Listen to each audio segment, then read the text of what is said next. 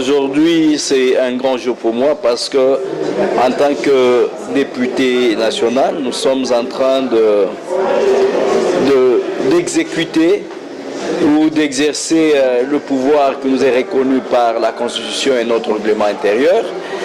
Nous étions à une séance de contrôle parlementaire où l'Assemblée nationale, par son bureau, a eu à inviter 3 ministres.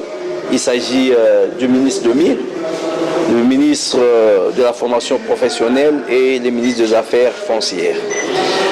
Notre intervention a été axée en ce qui concerne le ministre de Mines, c'est de savoir parce que récemment, lors de son itinérance, il a promis au Lualaba 64 zones d'exploitation artisanale.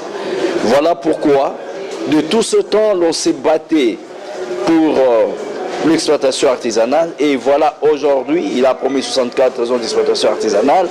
On voulait savoir concrètement où sont situées les 64 zones artisanales et à quand cette distribution sera concrète. Voilà d'une manière brève ce qui a été notre question envers le ministre de Mines.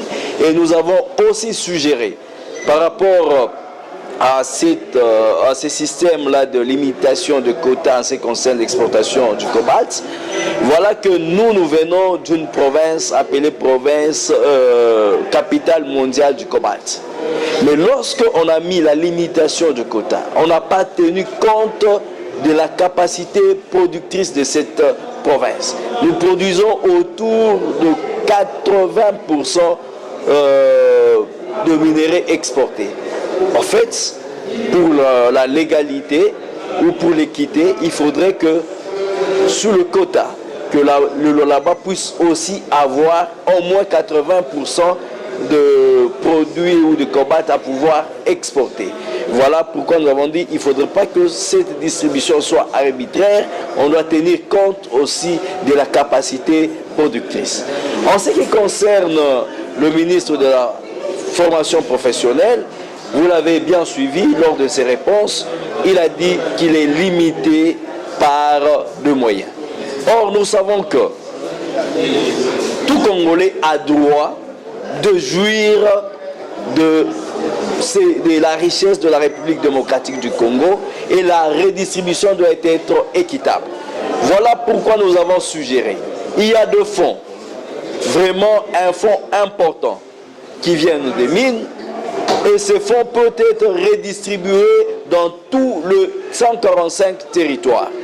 Et ces fonds, il s'agit bien de fonds miniers pour des générations futures. Et nous voudrons savoir, quand on parle de générations futures, c'est depuis 2018 que ces fonds sont récoltés et il s'agit de quelles générations futures. D'où nous avons suggéré, comme c'est un ministère clé qui peut booster la formation professionnelle et créer de l'emploi, donc nous avons suggéré si le gouvernement peut utiliser ces fonds miniers pour les générations futures afin de former nos jeunes qui font partie des générations futures.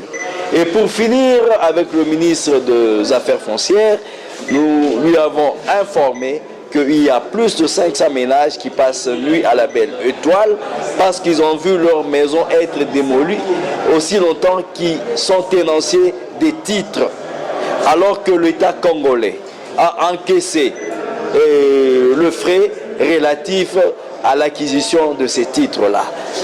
Voilà un peu d'une manière ramassée ce qui a été notre intervention de ce jour. Non, je pense, je suis clair. On parle de fonds miniers pour les générations futures. C'est-à-dire que ces fonds-là, on doit les utiliser, doivent être investis. Parce qu'il faut savoir, il faut se mettre en tête que les mines sont épuisables. Nous devons mettre sur pied de projets qui vont soutenir l'après-mine. Et il faudrait savoir même l'après-mine. On doit mettre ces projets déjà dès aujourd'hui. Parce que la formation professionnelle, c'est une formation diversifiée dans différents domaines. Donc, on ne sait pas parce qu'en créant ces fonds, on n'a pas dit quand est-ce que ces fonds doivent être utilisés, mais pourquoi pas commencer déjà à les utiliser en 2026? Parce qu'il s'agit d'une génération future qui n'a pas existé en 2016, en 2018, mais qui existe en 2026, qui peut être aussi bénéficiaire de ces fonds.